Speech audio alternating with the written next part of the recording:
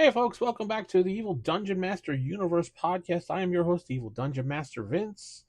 Hopefully you had a great Monday, and today is now Tuesday, and we're going to take a look at something from the past. Today's topic is going to be talking about firearms in D&D campaigns and things like that.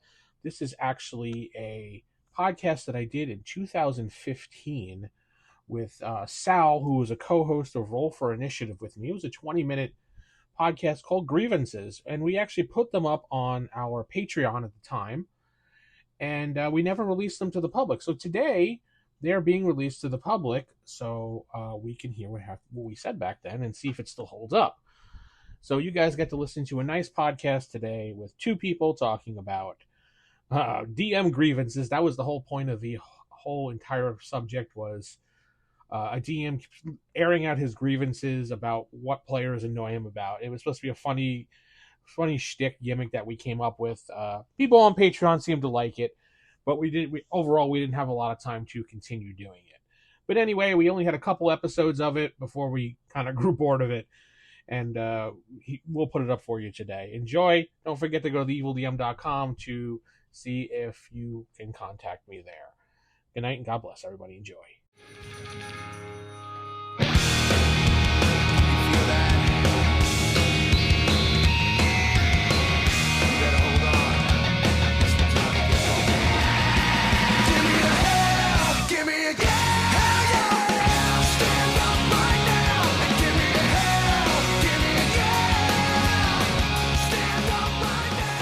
Welcome to another podcast. I'm Vince, sitting alongside Sal. Hello. This week we're going to be doing a show that you're probably used to hearing, but it's not going to be the same exactly than what you're used to hearing. This was formerly the mini podcast that we did for RFI, but it's morphed into something else now. He has grown up, and he's no longer mini. Well, actually, technically, it is still mini. Yeah, it's still mini, but it's probably something epic. Well, maybe not. As far as you know. As far as you know. We're definitely not going to wait for it. Because it'll be legend. No, it's not legendary. We're not doing one of those. So what is it? I think, you know what? I think people need somewhere to hear things aired out. They have to get out their opinions. They want to hear grievances. Wait, are we at a union meeting? We could be. We striking? Yes, we are. We striking already? Yes, we're striking. No, anyway, this is the first inaugural episode of the Grievances podcast, where we will hear situations where things happen. We will talk about them. We may complain. We may not complain. We may just tell you a story. Who knows? I'm a betting man. I say we complain. That's right? Just me. That's just you. All right. We'll see what happens. Anyway, so this week we're going to be talking a little bit about firearms in your games and how to use them efficiently, and how to make fun of using firearms. Well, not make fun of firearms. But... Hey, you're a jerk. You're using a gun. Yeah, right. And anyway, have you ever used guns in your games, Sal? I have in, as far as it needed to get something to get across. So yes, I've used it once or twice. It's not a common occurrence. I think I maybe have used it back a long time ago when I thought it'd be like, hey, let's use this gun. And then you kind of realize it's like one shot per, 20 rounds or something. Yeah, and there's a good chance it'll blow up in your face if you use their rules. And yeah, I mean, even in any of the editions of D&D, it was always like that. No matter what it was always like, yo, you have a gun, but you can only shoot it once every... Well, they wanted to keep that to a minimum. It's something that you don't... Otherwise, everybody's going to have one. Which they like, it's Pathfinder. Speaking of Pathfinder, I know they did do a whole thing with like guns and lasers and things like that. There's a whole class Yeah. Based on it. So I did do a one-shot game when I was at a convention where they found kind of like a laser pistol. Mm-hmm. And a blaster. Yeah, it was like a blaster, like a Star Wars blaster, and it was kind of cool because they had fun with blasting the gun because it had like an unusual effect to it.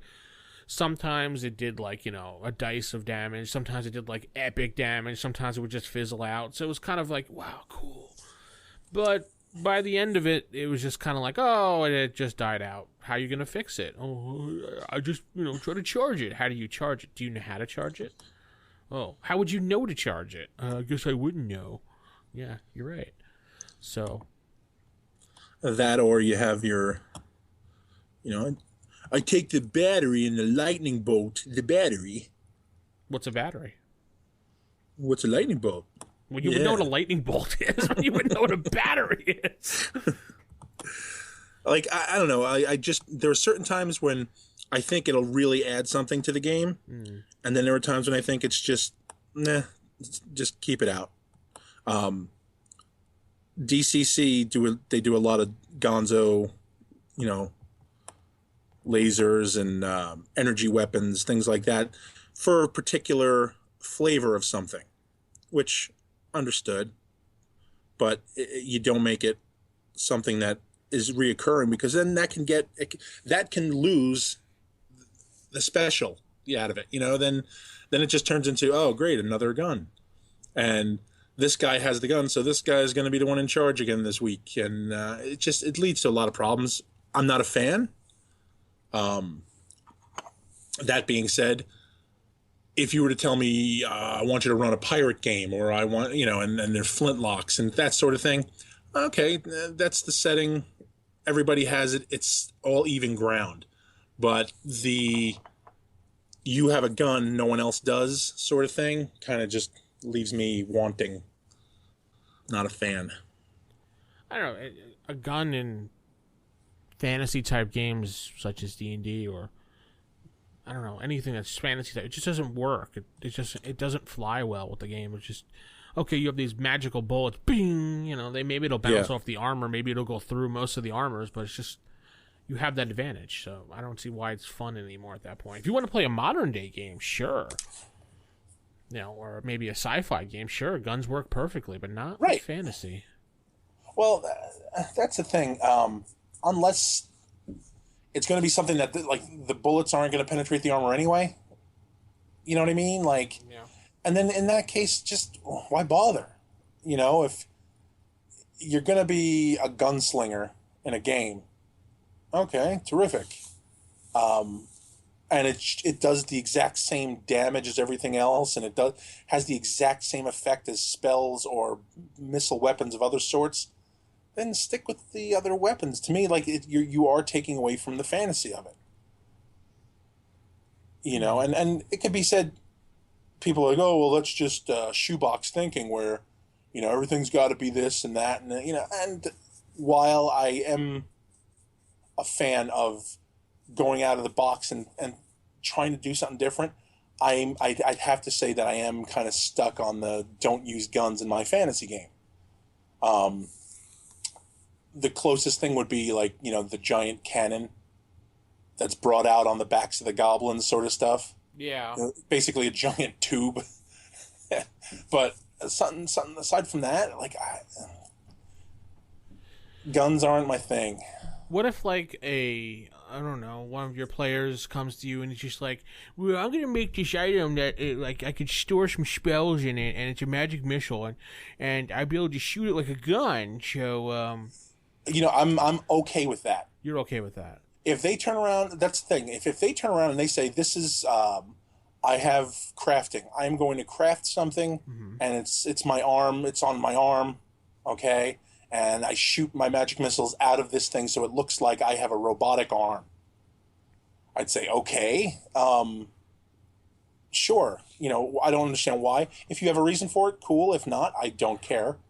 No, but you have this thing that you're going to use, and it's all it does is magic missile, okay? But now this is something that's bringing more role play into it. So because people are going to be like, what's that thing on your arm? Why are you, oh my God, this is the guy that shot fire out of his arm off of that cannon. Oh my goodness. So now people are going to want to steal it. Even though it's only just a magic missile that anybody can cast. You know what I mean? To me, that's different than some guy showing up with a gun in a holster. Yeah. But that magic missile is stored spells, so kind of like a stored spell thing, so you could just kind of like a magic wand or something, but instead it's like a cannon on his arm. one of the most ingenious things I've ever seen, and it was stolen from Taxi Driver.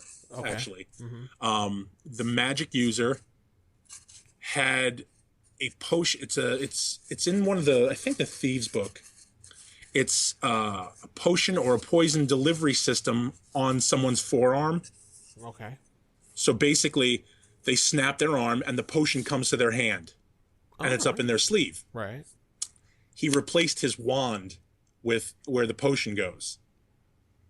So dude had the Travis Bickle wand ready to snap out and boom, cast it. I thought that was ingenious. Oh, so it's on his forearm, boom, snaps, comes out. Right. Yeah. It's in his sleeve the whole time, and then all of a sudden, wham, he doesn't have to use an action to draw, go get his wand, which I thought was brilliant. And I said it was one of the most, innovative things I've seen, because that is pretty good. Sal hails it as innovative and wonderful. It is, because Times Magazine. But that's the thing. Like, to me, I like stuff like that, and that's totally ripped off from a modern setting. Well, yeah, that's role playing. That's initiative. Right. Thinking outside the box, and it's not this boring old guy with a wand in his bag. So.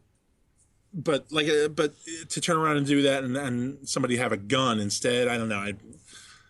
It just loses something in translation. That's basically where it comes out to. I kind of start falling off when people are like, "Oh, we're going to play D&D, but you guys found this laser rifle," and you're like, "Oh, okay." What if that same player is like, okay, instead of it being on my arm, it's on my shoulder, like in Predator, like one of those things. Again, you're building this thing. It's not going to. You are not going to have some little sweet, streamlined, Predator shoulder cannon. You're going to have a giant thing on your shoulder that's going to be noticeable. Mm-hmm. I don't know. Again, I'm doing, because I'm prejudiced against it. I'm doing what I complain about all the time. I'm bringing reality into a fantasy setting. Well, a movie is not reality. Well, no. I'm saying for all intents and purposes, when they go, "Oh, I'm going to make a laser cannon from my shoulder," and it's funny that all these idiots talk the same way. That's what I was just laughing. I guess we're going to do this, shall, okay? But like, I would say, well, okay, you're in a fantasy setting. You don't know about the smaller the better. You're going to build to what you have. Even though it's a fantasy game, even though you're building a fantasy item, it's still, I'm going to still apply some real rules to it. Mm-hmm. And so you're not going to have this little cool laser pen on your shoulder. You're going to have something that looks like a tennis ball launcher on your shoulder. Mm-hmm. Because it's that big, and you don't know any better. You don't know to make it small and contain this and do that. I don't know. That's just me again. And well, so say he's like, well, I spent all Friday night, up all night just trying to research this, and it's going to be on my shoulder. It's about the size of, I don't know, things that the golf balls come in. And I'm going to put it on my shoulder, and instead of having to touch it, I'm going to say, "Booyah!" every time it does, and it blasts out a magic missile. Okay. Number one, that guy would be the guy we made fun of every week. Of course. He would show up, and we'd all go, "Booyah!" as soon as he walked in the room. But he would pick something stupid like Booyah, because that's the way they are. Or Bazinga. I'd say Bazinga every time it does it. Oh, dear God, yeah. But that would be... Booyah just sounds better. If somebody wanted to do it, okay, cool. Well, I'll let you do it. The minute it becomes... You know what? The minute the novelty wears off for me, this is when it becomes... That's getting destroyed. Yeah. That's when... the rust monster touches it, or... Well, it's on my shoulder. How did the rust monster touch it? Because somebody threw it at you. Or, it's stolen middle of the night. You're getting all pissed off now. Somebody threw it at you. But it's a 3-foot-pound, 100-pound rust monster. How did someone just throw it at me? It's a giant. It's a giant who hates you. It's a giant who hates everything about you. Yeah, but that's where but that's what happens. As soon as that novelty wears off and it becomes more of a hindrance, and I try not to do that. I really try. If I'm going to give my players something, if I'm giving it to them, chances are I'm giving it to them because it's going to make things better for us, for the game, for them. But the minute the entertainment factor wears off, the minute they forget they have it because now it's just more of a pain in the butt logistically or anything else, now I'm going to use that and I'm going to drill it into you. And the minute I'm like, okay, you can't fit in the hole because you have your laser cannon on your shoulder. Well, I just take it off and put it in my pocket for a few minutes. And you know what I mean? So it's like, if they want to do it, I'm going to let them. I'll let them, you got to tell me how you're doing this. Because I'm not just going to give this to you. But my general thing is if it's entertaining, if it's going to, it'll make, because I guarantee that's going to make for a story later on, especially when it doesn't work or it blows up or, he says booyah and somebody just clobbers him. Booyah! Yes. Yeah, and then every time somebody critical hits him, they're just going to go booyah! And that'll become his name, actually, because people will be like, oh, did you see Booyah? He ran through here and he blew things up. And he'll be like, that's not my name. My name is Ebenezer. No, it's Booyah. Just that guy Booyah? But that's what would happen. It would morph into something he doesn't like, especially if he's going to be that much of a pain in the can about it. And obviously as a DM, you're going to have to put limitations on the Booyah gun because... Oh, yeah. Because he'll design it so it's like unlimited every round he gets a shot of Booyah. Right, so. Right. It's like, well, you can store spells in it, sure, but you got to limit the amount of times you can do it, and then you have to restore the spells back in it again. That takes time and gold. Yep. But it'll take money. That's when I'll start with. That's when I would start with components like harsh. Yeah. Oh yeah. Or again, I would send an assassin to steal it. So send a thief to go get it. Or a leprechaun. Yeah, it'd be like, oh, somebody really saw it and they loved it, so they took it, and then I would have an NPC use it on them. Oh, jeez. The NPC's like, booyah, gotcha. Yeah, he'd show up and be like, booyah. Now I am Booyah. And he's like, that's not my name. Because let's face it, any turd like that who's going to do that is going to get upset when you don't call them their real name. Well, yeah. Obviously. I don't know. That's how I've seen things done. I mean, the cannon on the shoulder thing is just something I made up on the fly, but I could see people doing that. That's a good example of it. People get influenced by when they see TV shows and movies, and when your friend has just come back from the movies because he's like, all right, check it out. In my armor, I want to put an arc light in my chest. Okay, thanks. You just saw Avengers, didn't you? Cool. All right. I used to have a friend that used to make up all this crazy stuff like that, and like he had this one thing. He was like, "So when I put my sword's gonna be on my left hip." No, this guy's name was Dan Dragon. I swear to God, I went to high school with this kid. Dan Dragon was his name. We were always like, "Wow, cool! His last name is Dragon." Yeah, that's like a girl being named Brandy. She's gonna be a stripper. Yeah. Yeah, his name was actually Dragon, and if I could find him, I'll show you a picture of him, because he was like the typical like nerdy type kid with the glasses, the oversized aviator glasses from the 80s. Nice. And like he had the perfect Boy Scout haircut and everything, and we used to always make fun of him because he'd like do the whole thing, go, and he pushed his glasses up at the same time when he wiped his nose. But yeah, we were mean. He was like, okay, so one day he said to me, he goes, I'm going to take my knight, and he's going to have a sword on the left, but he's going to have an oversized hilt to it. So when I grab it with my right hand and pull it out, it's going to make an explosion go forward.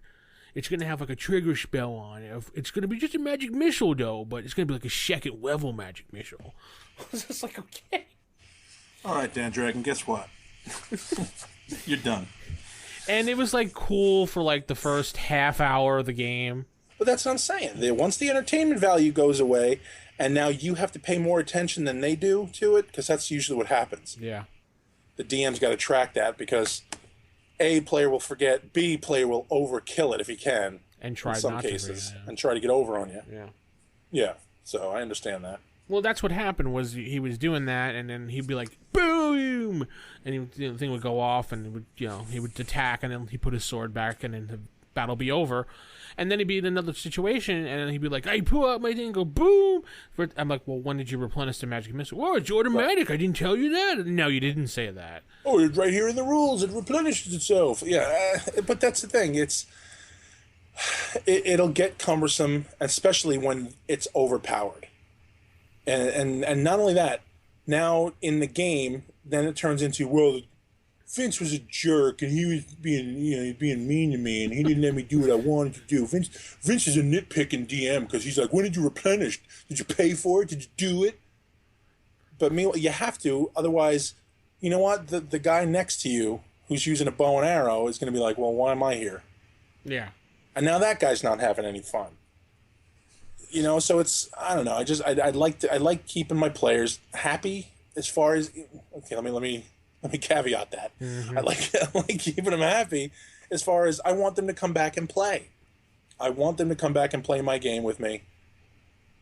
Don't ruin it for everyone else. And, you know, wanting to do that, having I want a gun. Basically, I want a machine gun magic missile. Well, then just use magic missile and talk really fast.